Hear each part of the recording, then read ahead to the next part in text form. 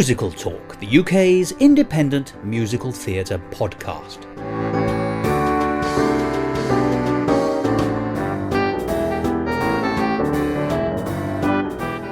Hello and welcome to another edition of Musical Talk.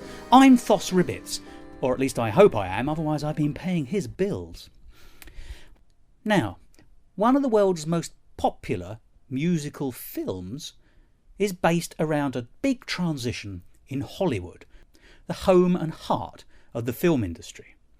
And that, of course, is Singing in the Rain, both a very popular film, in fact, one of the best musical films ever made in my view, but also on stage, and indeed it's currently at the Palace Theatre in London. And the transition it deals with is the move from silent film to talkie films, a move so popular we still have talkies today, ladies and gentlemen.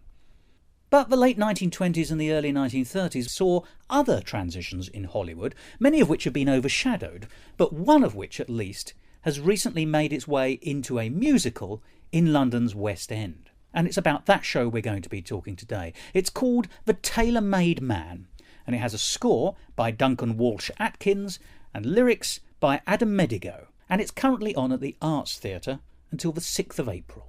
But what are these other transitions? Well, it's probably worthwhile explaining them briefly before we get into the main conversation today, when we'll be talking about both those transitions and the musical based upon them, with Dr. Michael Williams, author of a new book, Film Stardom, Myth and Classicism, The Rise of Hollywood's Gods. And he's the ideal man to be talking about this with, because it's about the creation of idols and icons and then their destruction, which happened both in ancient history and, of course, in Hollywood in the 1920s and 30s in particular. We know that many stars didn't make it from silent films into talkies. The film Singing in the Rain shows you why. Some people weren't really subtle enough actors to deal with the new style of acting, and some people just had the worst kind of voice. And indeed, one of the characters in The Tailor Made Man, an actress by the name of Pola Negri, was Polish, and she laments that some of her first talkie films left people laughing. She was very affronted by that, and really, of course, that was the end of her career.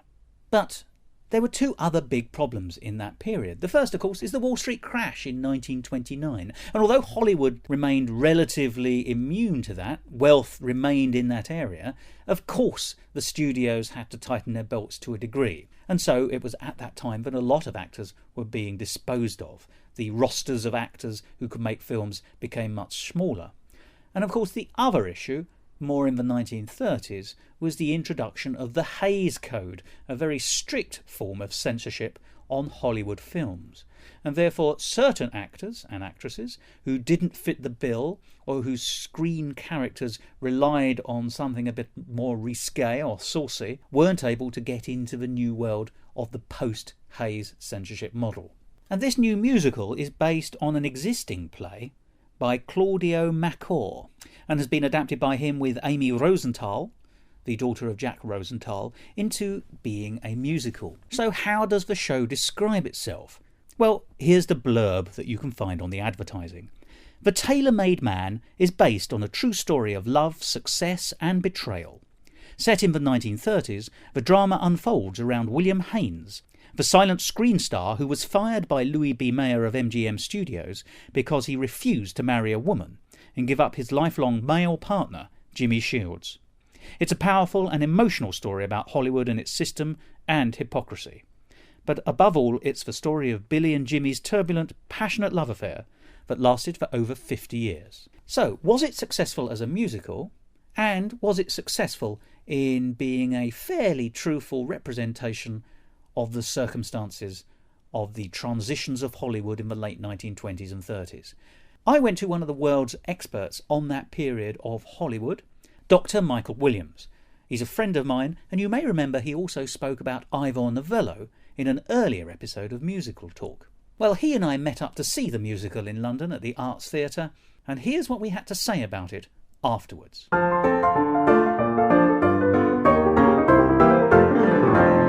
Musical Talk. Dr. Williams. Michael, it's lovely to see you here again on Musical Talk. If only our listeners could as well, but they can hear you, because I'm going to ask you questions about the new musical that we've just seen in London, The Tailor Made Man, which is ostensibly about and indeed is, about a film star from the late 1920s, early 30s, who had a kind of double life. Briefly then, given your specialist subject, before we go anywhere further, what did you make of it as a depiction of the Hollywood of the late 20s, when silent films are moving out and sound films are coming in?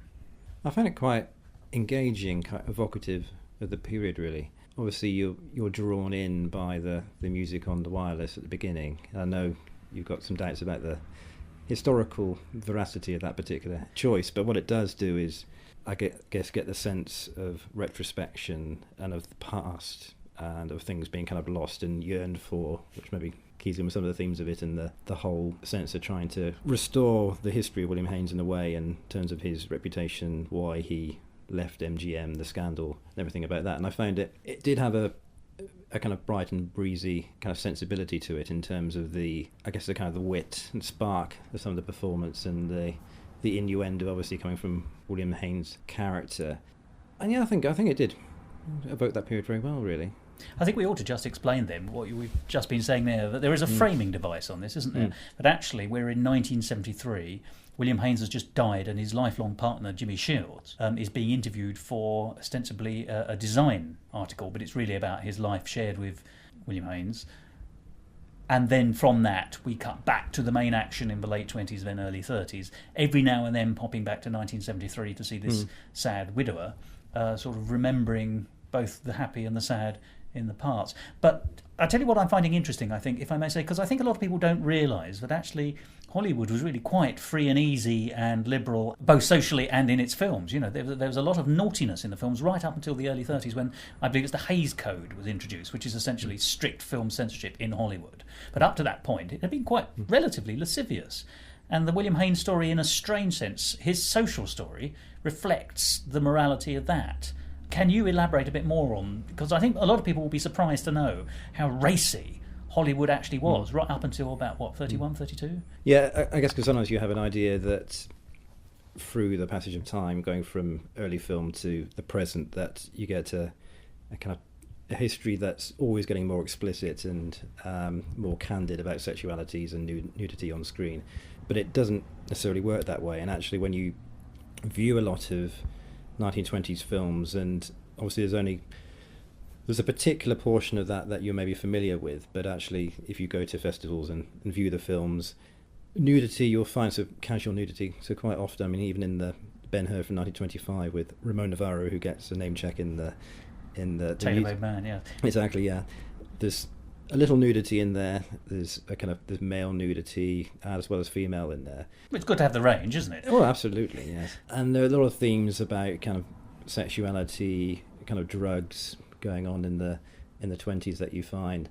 I mean, you did have censorship there, and there is a production code at play in the 1920s, and it's just that, I guess the interesting thing about the story of William Haines is that he's just at that, not just in terms of the transition of sound film, but in terms of what Hollywood is able to show, because 1934 is the key date for the production code, and that's when it kind of gets teeth, as it were, and it really gets implemented.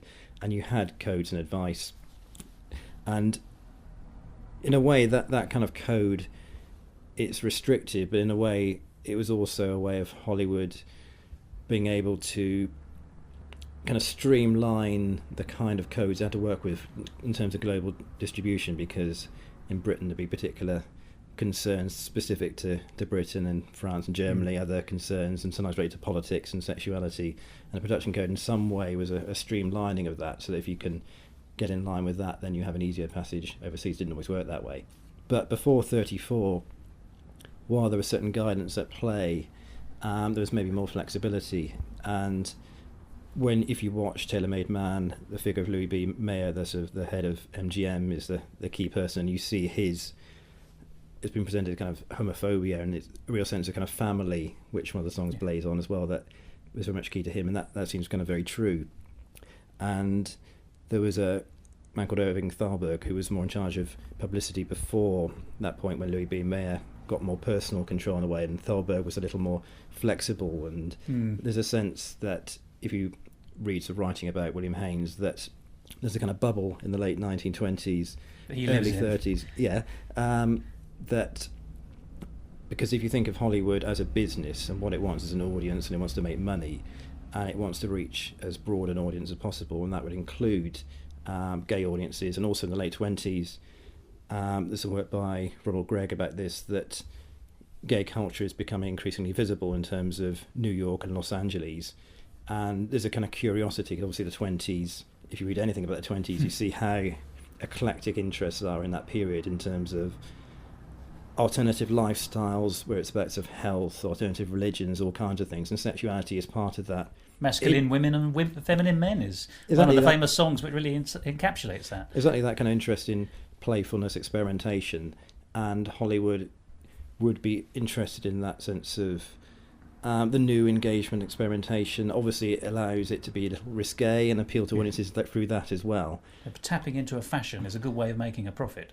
Exactly. So in a way it was in Hollywood's business interest to include what might be seen to some circles as controversial. Obviously they've got to ride the line a little bit there, given even with America there's such a diverse political, you've got the whole conservative side of America as well as the kind of the liberal side of that too. So it has to ride the line, and you do find, if you watch those films, a lot of characters that are quite obviously gay really, and there's lots of innuendo there. There are stereotypes used as well, the kind of the pansy figure you see there in a lot of the late 1920s, and there are arguments that... we should define what the pansy is. The pansy is a shorthand phrase for the effeminate man. Yeah. The man who might have perm in his hair, who might dress so flamboyantly, almost to lose the aspects of masculinity. It's the limp-wristed gay man that we sort of come down through history. That's the pansy, isn't it? Yeah, and it said that actually that a figure like William Haines, that in publicity they were overtly courting that type, and there's a line in one of his films that something like "I'm the wildest pansy you'll ever find," which is overtly engaging with that discourse that you find in the 20s in his star persona. So it's not that they're trying to hide it, they're actually exploiting it at that time. Although the characters that he was playing in the films were always heterosexual and got the girl, or didn't get the girl but was in pursuit of the girl. Yeah. But there was enough winking and knowingness to say, here, have a bit of irony as well. Yeah, and that's where star persona comes in. So you have the script and the character being played, but the audience knows it's William Haines. Playing the character. And they'll have that, what you see is kind of extra textual information, so it's everything outside the film, and fan magazine gossip, newspapers, publicity photographs, which might be quite playful as well. So all that's at work within the film at the same time, so you have that kind of dual address really going on. And I mean, I did like the way that the kind of dialogue is worked for William Haines, that you do have that sense of wit coming across, often playing about sexuality and innuendo, and you even find that in sort of fan magazines as well. There's a lovely one from, I think it's Photoplay, when it's a very brief reference, and it's just like a double-page spread of kind of gossip from the studios really being reported, and there's a party, I think, involving a visit from an ambassador, I think, and there's a little line from William Haines who's responding to this ambassador who's talking about some meeting kings and queens and being very grand about this, and William Haines is trying to kind of burst the bubble, and he says, "I know many queens too, but they're not the kind that you know." Oh, so and that was reported into the popular fan press. Yeah, and it's just a little line kind of at the bottom of a double-page spread, and you could see that as the kind of thing that if you're kind of in the know when you know what Queens is referring to, you'll pick up on that, and it has a lot of resonance to you. You might just see it as a kind of playful, witty comment, and you can write it off and disregard it if you want as well. So it's tapping into different cultures at the same time. Well, shall we talk a little bit more about the context and the time then? Because you mentioned Raymond Navarro, who was a famous, I mean, genuinely big, famous silent film star who went on to have a career in talkie films. So he's succeeded and carried on, but gay actor. Rudolph Valentino is mentioned, the great Latin lover, ostensibly heterosexual, and we'll be talking about, he's not in the piece, but he's referred to, because he's dead by the time this starts, but one of his hangers-on, another actress by the name of Paola Negri, yes, it does feature in a steamed ceiling piece of the performance. So, and Rudolph Valentino, of course, even at the time of his death, was sort of being hinted at as being gay in the popular press, sort of the lavender rumours. And something you said before we started recording, you said that the whole William Haines story and the introduction of the code, it was about that time that actually a lot of gay actors were being swept out of Hollywood as the gates came down on the roaring 20s. and the much more conservative world-fearing let's face it, in America they went into isolationism. There is a world-fearing sense in America developing. So it becomes very much more insular. Would you care to elaborate a bit on that sort of lavender closet aspect and how it does get swept away? Yeah, I mean, Rudolf Valentino is always an interesting case because... Oh, what a case he was. Yes. To this day, there are intense arguments about his sexuality, which really testifies to how ambiguously coded it was at the time. And codes are very interesting in terms of stars in the 20s and what we've been talking about, William Haines, that you have a star that's coded, so different audiences read different things into the same imagery and discourse, and it's commercially expedient to do that. And just to interrupt briefly and to bring that into the world of musical theatre, just to show that it still exists, a well-written pantomime dame will work at different levels for the people who are interested in gay culture will get something out of that, even if the actor isn't gay. You know, there's that implicitly. There's the adult comedy, the double entendre, then there's the silliness, which the children like. I mean, we've mentioned this before on Musical Talk, but same character, same words, one performance, lots and lots of different readings, which different people will draw from. You're talking much more subtly here with a persona developed by the studios. Yeah, because you got there in terms of pantomime, essentially addressed to a family audience, meaning different ages, different groups. Not en masse, each of them in different strata. Yeah, which is quite a different sense of family to the kind of the Louis B. Mayer version of family that we see in Tailor Made Man, which is much more conservative and homogenised. And run by him. It's a patriarchal family as well. It's got a ruler. Exactly, so it's kind of an ignoring Mayer's own foibles in doing that as well. So it's a very kind of perverse, hypocritical kind of construction of family there. So the code of stars in the 20s, early 30s in particular, was appealing to all kinds of groups of society at the time. Survivor Novello as well, if you want to take a British example as well, that we've spoken about before on this podcast. So stars like that are kind of, especially I think in the mid-20s, there's a particular, because I've talked about it before, there's kind of this figures of Apollo, this particular kind of idolised sexuality, but there's a kind of gay subtext quite often to that kind of imagery. And around 26, you've got Ivor Novello in Britain being very popular. You've got Hitchcock's The Lodger being released that year. That was the year that Ramon Navarro's Ben-Hur got the kind of the wide release, came to Britain that year as well. That was the year that Valentino died, and with his death, there was a real kind of explosion of interest in the fan magazines that went on 2 or 3 years in terms of really kind of debating who the star was and how you're supposed to remember them. Sexuality as being part of that, and with Valentino, there's national identity as well. So he was Italian, so he's kind of another in terms of America, and he's exotic and appealing because of that, and also he attracts xenophobia because of the same thing as well. And in terms of sexuality, in a way, he embodied the Latin lover type, who's kind of very heterosexual and performs and protests his heterosexuality very strongly. But almost because of that, it almost kind of turns a circle and becomes performative sexuality. And again, you can interpret it however you want. The lady doth protest too much. Exactly. So, and Valentino, while on the one hand, he very robustly tried to defend his heterosexuality, and you get interviews with him suggesting this kind of caveman type of kind of heterosexuality that's very kind of blunt and sexist really as well. But he also loved posing as kind of figures of Pan. He liked kind of semi-nudity in a lot of his publicity photographs, and so he really courted what you could see as a kind of queer image. So it's not necessarily gay or heterosexual in that kind of binary, but it's kind of polymorphous almost. It's kind of got all kinds of things within it. So in terms of him being gay, you can't really find the evidence for that. In terms of, I mean, how would you find the evidence for it in a way? But what you got is a figure that could have been gay. Maybe he was bisexual, but he certainly courted a kind of queer image in doing that. And you got Ramon Navarro, who again appealed to the Latin lover type, in this case Mexican rather than Italian. But once again, the Latin lover. Yeah, and exactly that maybe opens up a whole performative space in doing that. And he... Well, just to say, it's still a stereotype that people talk about, isn't it? Oh, yeah. Latin, it's still with us. Yeah, and you've got Antonio Banderas, for example. Yeah. So, have I? exactly. Did you not know that? Yeah.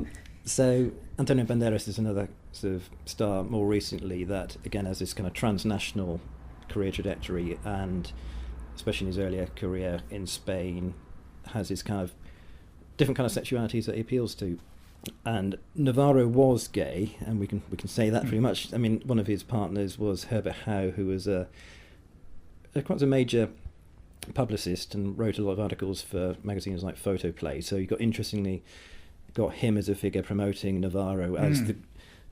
I mean, he was referred to in a different article as the Greek god from Mexico, which is quite an intriguing concept, really. Yes. But he is presented this kind of Apollo Adonis figure, stepping on the pedestal to be admired, slightly kind of homoerotically as well. So that's all encoded in there. You've got references to Alexander the Great sort of in there too.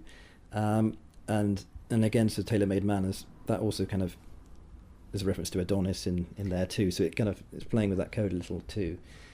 And Navarro, again, you can read his publicity, sort of interviews with him.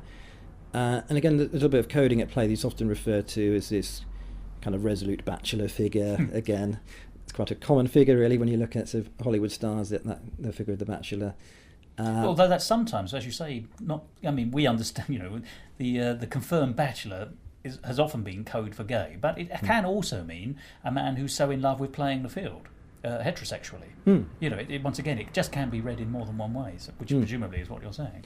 Yeah, exactly, and also with Navarro, because he was Catholic, and you get lots of talk of him being a very cloistered, sequestered figure, and loves his religion too, and so you get these quite so paradoxical images of him there. But again, there are moments in his press where you can see between the lines in terms of subtext so going on, just as you do in lots of Haines films as well. But when Haines goes, which is the early 30s, in this case just after the code is introduced, I think his last film is 35, the code is 34, I think you said. You were also saying earlier that other gay men were swept away from Hollywood. Is that as a direct result of the code and just the closing of the doors of the swinging, roaring, screaming 1920s?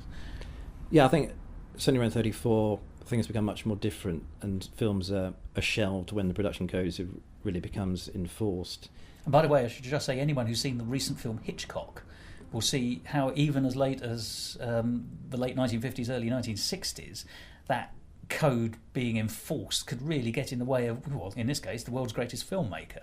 It's no flexibility. It's you can, you can't, you can, you won't, this kind of thing. Yes, I mean, in terms of the transitions of around 34, I mean, Clark Gable's another star that gets mentioned a few times in Tailor Made Man as a kind of bisexual star. There's a reference to a bedroom door swinging two ways, I believe. Yes.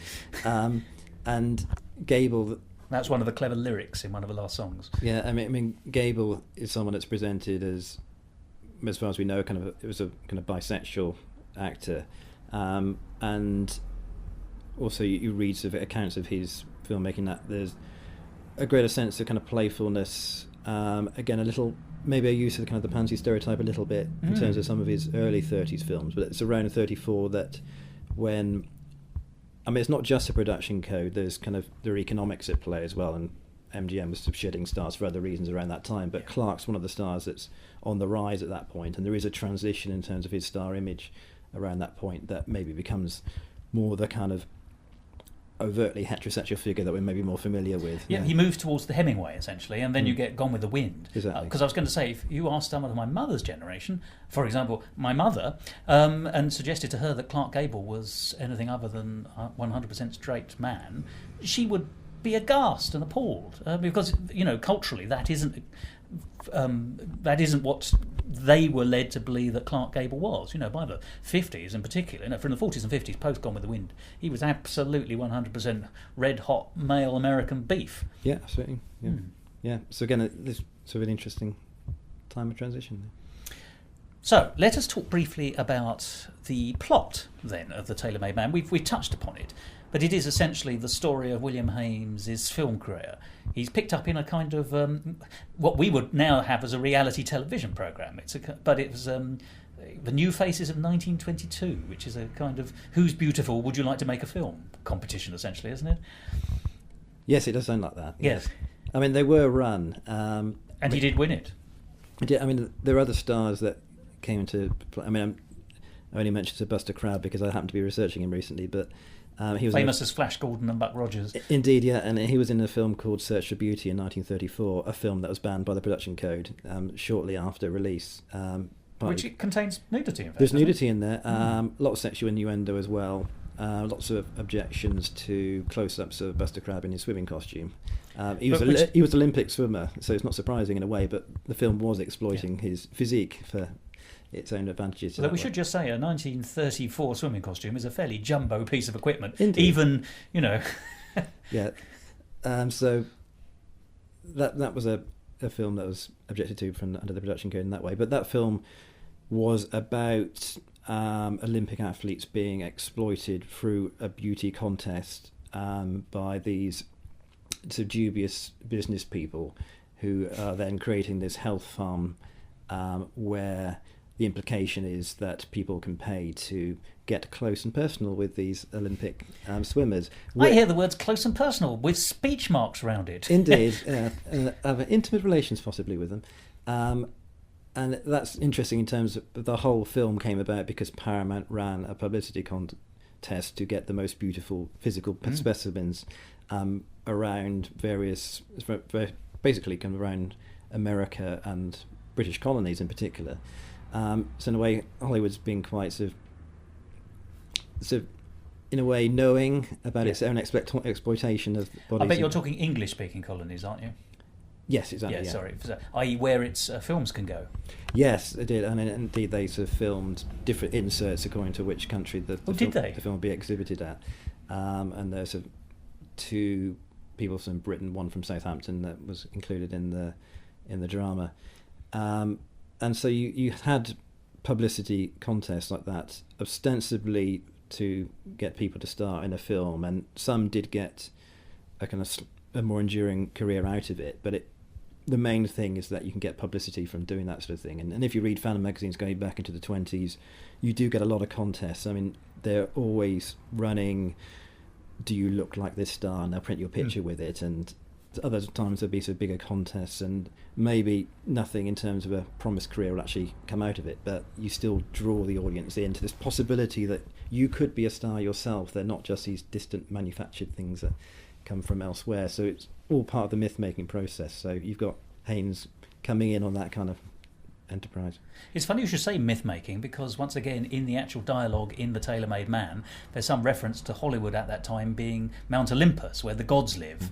And, you know, mortals can be raised to be amongst them. Although, as we also know, the world of the gods in that sort of classical sense is also quite a violent one, and people could be thrown from Mount Olympus, which I think essentially is actually the trajectory that we get in the William Haines story. Yeah. So I was just going to say, just to finish the narrative of what the film is, it's fairly simple in one sense.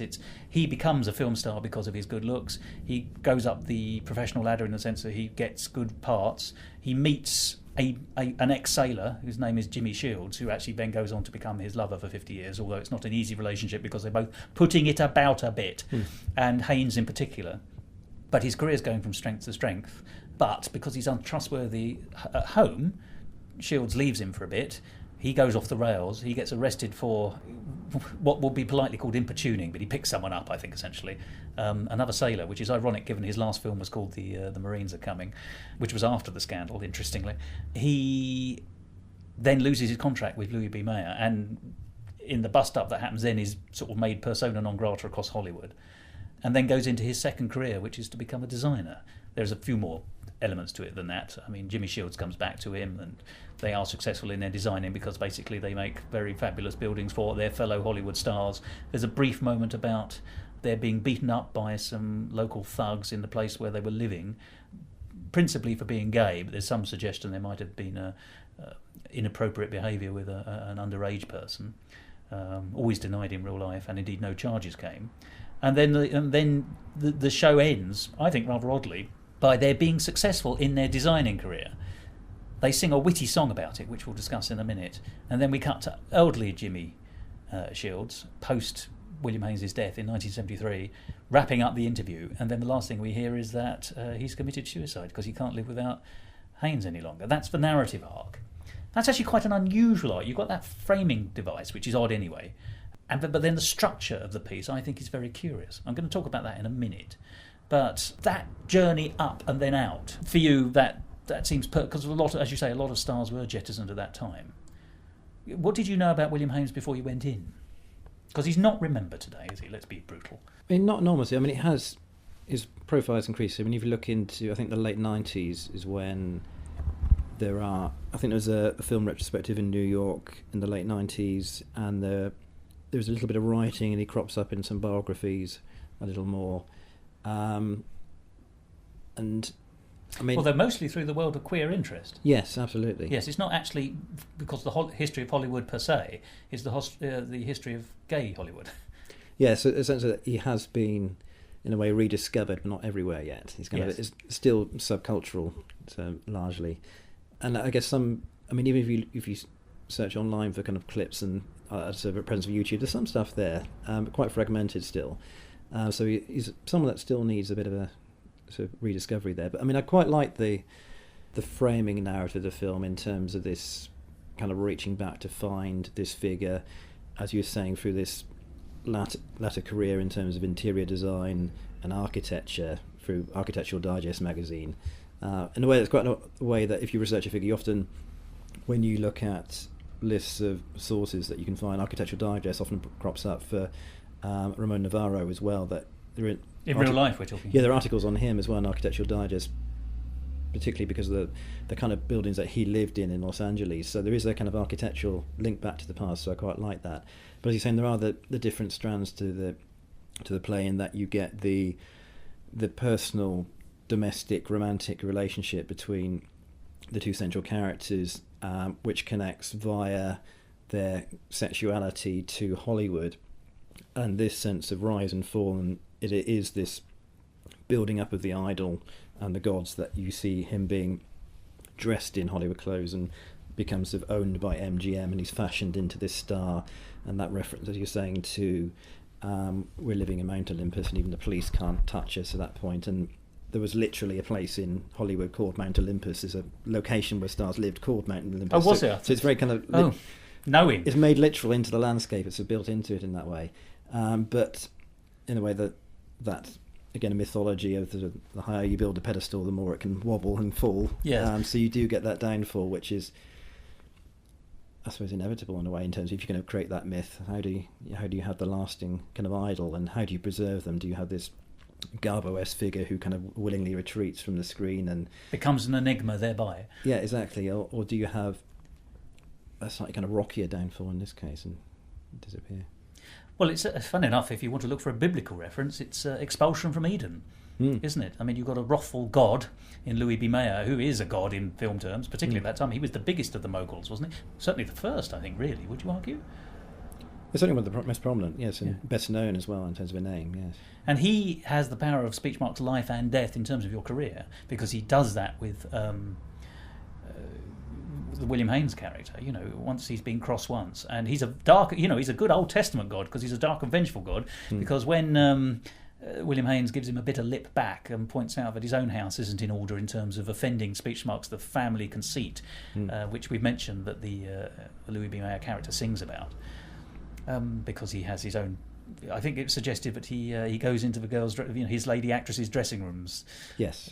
There's a suggestion that it's not all right in that world. That he's a dark and vengeful god, because he then actually instructs his pressman to phone every studio in Hollywood to stop Haines working again. Now, and on that line, he requires the film to be sort of locked into the vault, and the publicity image is destroyed. So it's a sense of, just as in antiquity you've got the pagan gods and Christianity rises, and a lot of the old idols are smashed or buried in that way. So it's kind of that kind of process going on. And whilst there's a slight divergence from the truth in the plot from what happened in real life, because in the plot he never works again, and he has this kind of sort of breakdown, and that's when Jimmy Shields comes back to him, a drunken breakdown, and his life goes off the rails and has to be rebuilt in the designing world. In real life, he does actually work again for a couple of companies, but I don't think anyone's ever heard of Poverty Row Studios and Mascot Films, But it's interesting that there were companies who were prepared to take William Haines, the big star, on even after his scandal, which lost him his job with Louis B. Mayer and MGM. Yeah, there's still a currency there for him somehow. Yeah. So let's talk about the musical itself. I mean, let's talk about the score, because I think that's interesting. Now, you made reference to the Tailor Made Man, which is the name of the piece. And Haines himself appeared in a film called A Tailor Made Man, which was with MGM in the height of his career.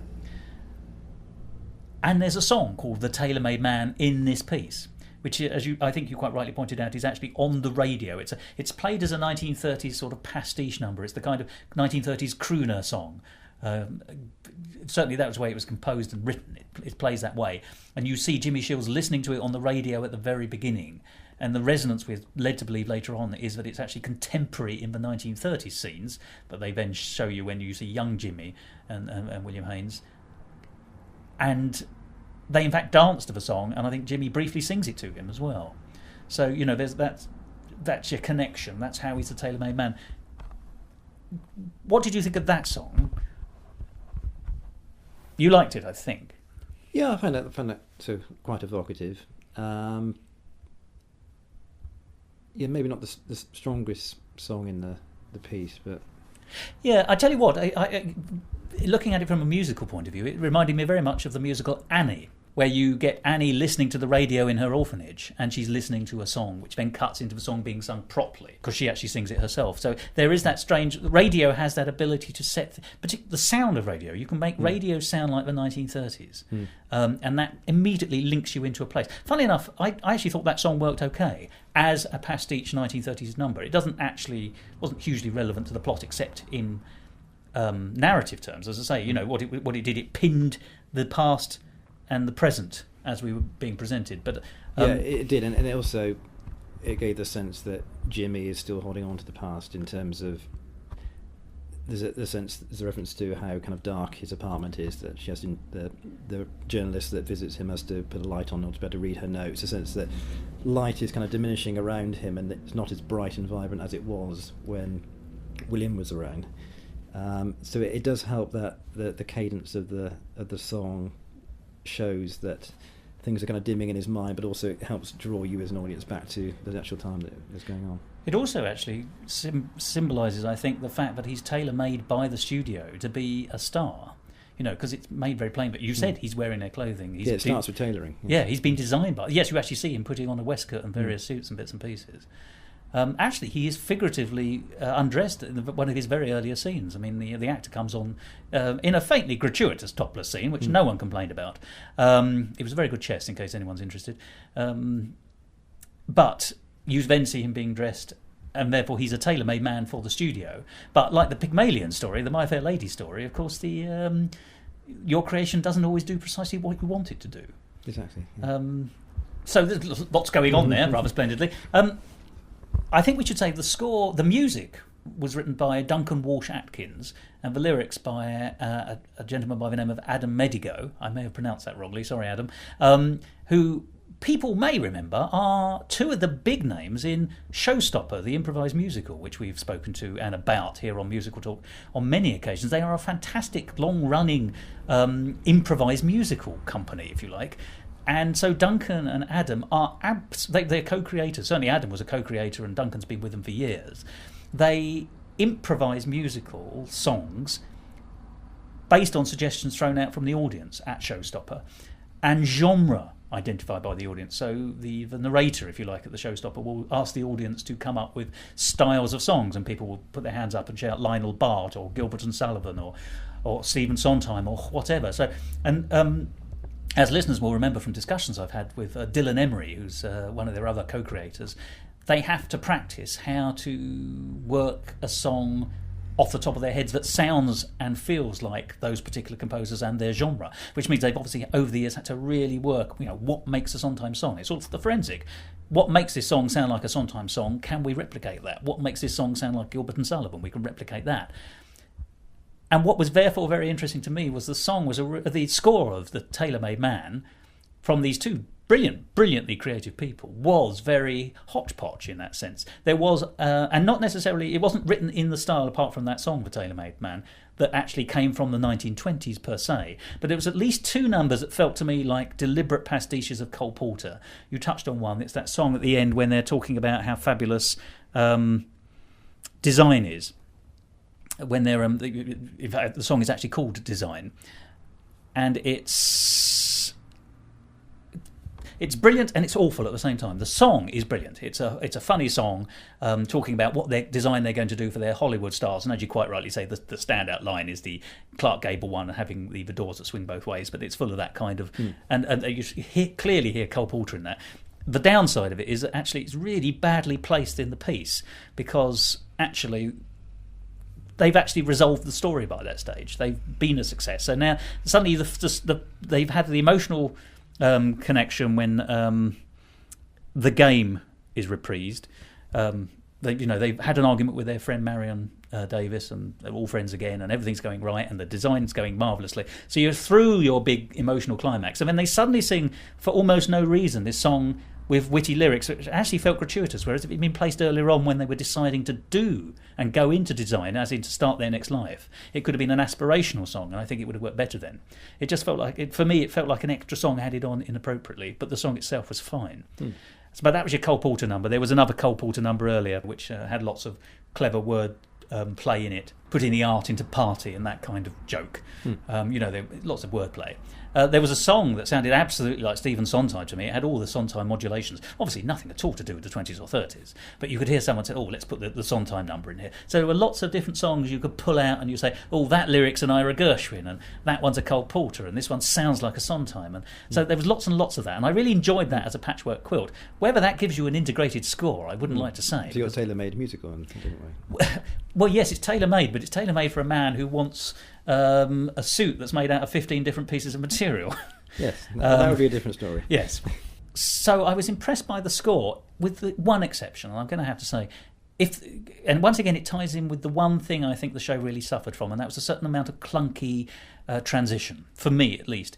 Things were stated that things had happened. So, for example, I'm going to leave you now, says Jimmy Shields to William Haines, but we hadn't seen the passion of jealousy that made him go for a trial separation, if you like. We'd had something in the text whereby you actually saw William Haines briefly kiss somebody in their own home, and their home had always been identified as being inviolate for picking other people up. But we didn't see the passion. He just said, right, I'm going to go away then. And in the song, We Got Time, which unfortunately I thought was one of the weakest songs in the score anyway. So, but its function was to be the passionate number that really drew the couple together. And because Jimmy at the beginning is a bit wary, because he feels like he's just a pickup, particularly William Haines has got this reputation for picking anybody up and just having fun rather than settling down. So it's the beginning of their relationship. Jimmy's a bit wary. William Haines is his song about We've Got Time. And then halfway through the song, Jimmy more or less immediately acquiesces and says, yeah, all right then, and joins in with the song. But I didn't get the impression that the song had set that up well enough. It wasn't quite passionate enough for me. And that, I'm afraid, is the only thing I think is wrong with the score. I think it's actually quite a good score, but it's such a piecemeal score that it does what the plot demands it to do, but the plot is so bizarrely up and down in its transitions that actually the score can't be properly integrated. That's my... Yeah, I know what you mean by that. It's quite fast moving in terms of scene transitions. They're very quick changes between scenes, and it's one of the few musicals where you could say, "Can we have an extra 10 minutes to make it work better?" Yeah, there is a sense of. I know what you mean about the moment when Jimmy sees William Haines kissing, and I think the moment itself is handled very well. That you see his expression, face expression. You can hear the audience react to that. They know exactly what's going on, but you don't have that foreshadowed. In a way, it's not surprising that it happens, but there hasn't been a little moment to set it up. Yeah, so which would only take a moment, like even a line, a lingering glance, something like that. I know what you mean by that. There is a sense that you've got a lot of scenes and transition going on there, and maybe there's something a little bit kind of filmic about that you're getting sort of quick shots between things. But then maybe you need a little bit more space to let things breathe a little more before you move on there. But yeah, I really enjoyed the score as well, and I think Faye Tozer was, I thought, very good as Marion Davies. And she wasn't she? Now, for people like me who don't know this kind of thing, I believe she was a pop singer with a group called Steps. She was indeed. Yes, and I didn't know that. But actually, that didn't matter for me, because I thought she bagged that character perfectly. Yeah, I thought she was really good. And I think that Marion Davies gets sometimes a rough deal with her publicity. Partly as I was saying earlier about sort of Citizen Kane having set her up as basically a it's like a poor actress that her rich lover pushes. Pushes into the movies. But actually, if you watch her in films, and certainly kind of comedy seems to be more of her forte there, like Show People. If you watch that, she's fabulous in with that. William Haines, which is exactly, yeah, and she's got a real sense of comic timing to her. She's got her expressions are really sort of engaging. She impersonates other Hollywood stars in that film as well. So, and in a way, I think that the performance of her by Thos really kind of brings her to life, and she gives as good as she gets in terms of sort of verbal sparring with William Haines. That she has the good lines as well. Because there's is a friendship in the piece, as it is in real life, but it's quite a sparry friendship, isn't it? It is, yeah. So it's a nice play about her, and I thought she came to life very kind of vividly there. And I thought also Paula Negri as another kind of star, obviously attached to kind of the whole Rudolph Valentino story in terms of how famously that she fainted before the cameras, and you see her in this role spotting a camera and performing the histrionic pose to perfection there. Never knowingly underdramatic, particularly when it can be noticed. Yeah, so it's Kay Murphy playing her, and she was brilliant as well in that particular sort of towards the end of Act 1, isn't it, when you have that real show-stopping song that she does brilliantly. And we should explain the setup for this. William Haines, in order to save his career, is offered the opportunity of having a sham marriage with a fading female star in order to give him those heterosexual credentials that the studio was so desperately needed. And the woman that they identified was massively over-the-top Ukrainian actress Paula Negri, who, as you say, had been most famous for being connected with Rudolph Valentino in the most dramatically over... I mean, you said something beautiful. I said, is this a fair representation of Paula Negri in the interval? And you said, if anything, it's underplayed it. Yeah, and I think it's beautifully done, really. And she really does the kind of the silent film diva, really, in terms of her histrionics. And yeah, that's very good, I thought. Yeah. And also I thought that song, and also the songs that you get from Thos, and very clear. I thought there were moments I found, so listening to some of the music, that not all of the dialogue was very the lyrics as clear as it could have been. There was a diction issue for the ensemble pieces. That was true, yes. I did find that, but I think it got better as it went on, actually. It was particularly earlier on I found that. But yeah, there were moments when I found that I couldn't quite sort of hear the lyrics clearly as I wanted to. But yeah, generally I thought, yeah, very good. Yeah, it's an interesting piece because, as I say, the only thing I can really criticise it for, I think, is the text and the clunkiness. I mean, I'm going to go back to that. I'm afraid there's another example. They've got this friend who's a writer. He's called Victor. And indeed, he's actually the chap that William Haines kisses at home, which drives Jimmy away. But it turns out he's a true friend, so that when Haines leaves, or is forced to leave MGM, Victor stays with him as a friend, and indeed helps him through the difficult period of drunkenness and breakdown that he's apparently having before Jimmy comes back to him, and they remain chums. And then at the very end, in this sort of last party where they've been singing this song about design, and they're back in their Hollywood world and everything's looking rosy, the William Haines character makes a throwaway comment to Jimmy Shields that Victor's always fancied him, i.e. Jimmy, and not William Haines. And there was absolutely no evidence of that. That was not set up in any way. It was just sort of presented as a kind of, I've got a smart aleck comment to make to my lover here, to show that I've still got that kind of sort of witty way with me.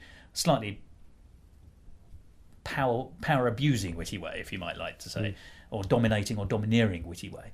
But I thought, well, hang on, the plot hasn't set this up at all. It felt that we need to show that Haines is in no way diminished as his own man, despite the narrative.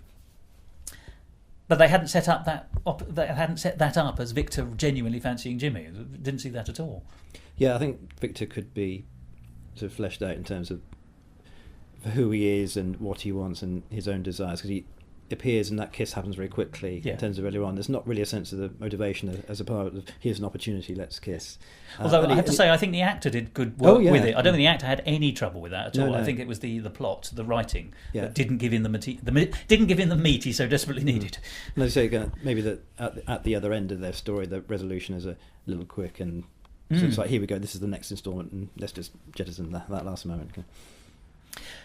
So let's briefly talk about the cast then, because I think on the whole we're saying they were pretty smart. William Haines was played by Dylan Turner, Now, in my view, he's a very much more attractive, handsome man than his publicity photographs seem to suggest. I would just like to say that. And as I say, his chest comes on about 10 minutes before the rest of him at one stage. Yes, as you were saying earlier, there is a kind of a gratuitous undressing shot, or dressing shot rather, and there was a little gasp from the audience you could see going around, followed quickly by a sigh, I think. Yes, it was quite a male group in the audience. Well, actually, that's not fair. There was a lot of women in the audience too who were also extremely keen. Absolutely, yes. So I think the audience found him very pleasing in that way. So, yeah, I think he handled the part very well. But you, I think, were slightly more impressed by the chap playing younger Jimmy, whose name was Bradley Clarkson. Why was that? Because that's just an odd part, because he is the second fiddle, let's be honest. You know, he's never going to shine. Nor does he really bring William Haines round in many ways. Victor sort of holds the fort when things are going horribly wrong, and he sort of rejoins the action again when they decide to live the second part of their lives as designers. And indeed, if anything, it suggested that he might be the one responsible for the beating up scene. So he's the one who brings the jeopardy. Yes, I mean, I find Jimmy very kind of engaging as a character, really. Because he's an everyman, isn't he? Very really? sympathetic. I mean, as you say, he's potentially the kind of the wallflower character in that he's in the shadows with William in the spotlight on film, and there is a sense that he's kind of the impetus for the next stage of William Haines' career, in that he is developing. You see William Haines, he has sort of sketches on notepaper at the various parties that he has, and it's Jimmy that saves them and then kind of brings them back to kind of launch that next point. Oh yes, you're right. So yes, he brings the jeopardy, but he also brought the stability. Yes, I had forgotten that. So yeah, I thought that, a sympathetic character. Yeah. And we ought to say, I have to say, that I think that Mike McShane, who's possibly the biggest name in the cast, certainly the longest established, plays a grotesquely splendid Louis B. Mayer, who is grotesque in real life, or was a grotesque, I think that would be fair to say. You know, you don't get to be a big old powerful man like that in the movie industry without having a few negatives in your personality. But I thought Mike McShane really played that. You know, his principal role is to come on and be a tyrant, and he did it nicely. And he got a few laughs, even though he's a horrible man. And he got that song called Family, which we've alluded to, which actually, fun enough, felt very much in the style of Fiddler on the Roof and tradition. It was all that kind of, here's my theory on how we're all together and put me at the top of this particular tree. But that song was straight out of the Bock and Harnick songbook, if you're talking about genre as we were earlier. Did you like his performance? Yeah, absolutely. Yeah, I mean, in terms of a studio boss, you've got to have a figure that has a certain charisma that is overbearing, and you can see that they have authority and power there. They're larger than life figures, and you can see the kind of image that he's built up there, and he's got the desk that he comes in and sits behind there with the lamp on it. So it very much establishes his authority. It establishes moral viewpoint that he imposes on the product of MGM, and that everyone working there is part of the family, that the audience is part of that family, and you have to kind of control what they're seeing in terms of the films and in terms of the morals, and as we were saying earlier, the hypocrisy of that comes across very clearly. So yeah, it's very carefully handled. And yes, there's humour in that performance as well. So I think it did exactly what it needed to. I thought Mike McShane was very excellent in that role, and it's not that big a role. You know, he's only on a bit. So you have to make an impression when you're there. So he did that. Yeah. I think he did. So overall, then, we think it was a mostly successful piece. I have slightly more reservation than you do, and that's because I think the script needs a good dramaturg to come along and just give it a bit of a shakedown and rearrange things a little bit, and just work out where the nexus points are in terms of the emotion, and put the setup line in that they need in each case, so it doesn't just arrive and you're expected to take it on the chin. You need to accept it, and that's what my problem was. I didn't buy the emotional journey very much at all, but I enjoyed the story. I actually found the story engrossing in spite of the slight clunkiness of how it was delivered, and as a score and a show and as a musical, very enjoyable. Yeah, I agree. That I think that there was an element of clunkiness. I mean, partly that could be the sense of kind of almost archaeology, that you're trying to uncover this past and finding another layer, and you have the social history aspect, you have the personal relationship, the gay history, the Hollywood history, the silent film into sound film, the production code, all those different elements kind of jostling each other. In a way, there's maybe there's something kind of teasing about those kind of awkward joins, and that you want to know more about it. And there's that, obviously it kind of ends quite wistfully in terms of you've been drawn in to the drama through that music on the wireless and old Jimmy there, and you depart with him, and then finally you're walking out of the auditorium with the kind of the bare stage, and you still see the set there. And I think you do have a slightly kind of wistful longing, really, to find out a bit more about William Haines and the films, and that is a good thing, I think, in terms of that wanting to know more. But yeah, maybe a few little moments and joins that could be filled in a little bit more. But I think, yeah, a real sort of teaser to Haines and that whole period, really. Well, Dr. Michael Williams, thank you very much for talking to us. And I probably ought to just say before we finish, but actually we've touched on a lot of themes in this about silent films and the early talkies of Hollywood and the connection with classical art and classical imagery, and how it was deliberately set up in that way. You've actually just published a book on this kind of thing. You are, this is one of the reasons I wanted to talk to you. You're the man in the field. Tell us about the book. Yes, I've just finished a book which came out at the end of last year, Stardom, Myth and Classicism, The Rise of Hollywood's Gods, which is about the whole use of antiquity, in particular ancient Greece and Rome, and the mythology of the gods and the whole notion of kind of the worshipper kind of fan relationship almost, but particularly iconography in terms of, you see images of Joan Crawford posing next to a statuette of the Venus de Milo, which I love because it's a real dynamic relationship between past and present. So you've got this figure, in that case come from sort of the mid-late 1920s, who's a figure Hollywood associating with kind of modernity and forward thinking and the new and Art Deco and everything kind of positive and forward in that way and present. But you've got the Venus de Milo there and casting a view backwards to antiquity. So you've got that kind of... And the best of antiquity. Indeed, so you've got that sense of culture and the aura of the past through this kind of museum art object, and the whole notion that you're projecting past onto present and vice versa. So you're saying that these idols of Hollywood and the present are part of art history and the history of Western civilization in that way. So it's part of that progression. At the same time, you're setting up as the Hollywood icon, whether it's Joan Crawford or whether it's Richard Arlen as Apollo or whoever it might be, or Ramon Navarro as the Greek god from Mexico, as idols of the present that surpass the figures of the past. So they need the past antiquity to set them up, but they're also trying to say, well, actually they're a little bit better, and these are Pygmalionist figures that come to life on the screen, and we can give animation to them and later on give sound to them as well, and colour and other elements there. So I'm interested in how cinema in its animation draws on this whole myth of Pygmalion and kind of bringing the statue to life and desire for the art object in that way, how it uses the language of the gods and goddesses. It's quite flippant and easy to dismiss, but there's something underlying it in terms of our relationship to these figures. So yeah, that's what I've been exploring. And the Mount Olympus thing again, it's just writ large, isn't it? Absolutely, yeah. It's not just a small zone in Hollywood, it's in fact actually a cultural way of bowing your ancestors and saying you're standing on the shoulders of giants, but there are none so giant as we. Yeah, so I'm interested in the way that's been set up, and it's playful and it's often sort of funny and sort of wittily done, but there's something underlying it that's being sort of current in sort of art history going way back. So yeah, it's very interesting. And the book's title again? It's called Stardom, Myth and Classicism, The Rise of Hollywood's Gods. And that's by Dr. Michael Williams. Well, Dr. Michael Williams, as I've said before, thank you so much for talking to us. It's been a really insightful conversation about early Hollywood as much as about this musical, The Tailor Made Man. But we know Hollywood's going to go on, and it is suggested that The Tailor Made Man, this is its premiere, with a suggestion that it should go on somewhere else. So with a bit of tinkering, good speed to it.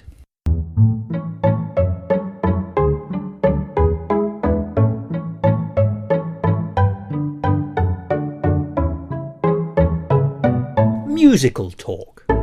That was Dr. Michael Williams, and it is worth reiterating that book is a fabulously interesting book about Hollywood at that period. You don't need to know anything about classical history, you just need to be interested in films. It's called Film Stardom, Myth and Classicism, The Rise of Hollywood's Gods by Michael Williams. And you might be interested in seeing The Tailor Made Man, the musical. It's the world premiere of this new musical, and it runs until the 6th of April 2013 at the Arts Theatre right next to Leicester Square. It's where the very excellent The Mystery of Edwin Drood was playing last year. And here's the website, www.thetailormademanlondon.com, or you can go to the Arts Theatre website, www.artstheatrewestend.co.uk. Although I had some concerns about its structure, it's still a very engaging story, beautifully done. So give it a whirl and see what you think. Well, Musical Talk's about to go into a transition now. We're reaching the end of an episode, so we're going from broadcasting to not broadcasting. But don't worry, we'll be broadcasting again next week, so do tune in again then. But until that time, let me wish you a silent film star's farewell. And let me do that again now in sound. Goodbye.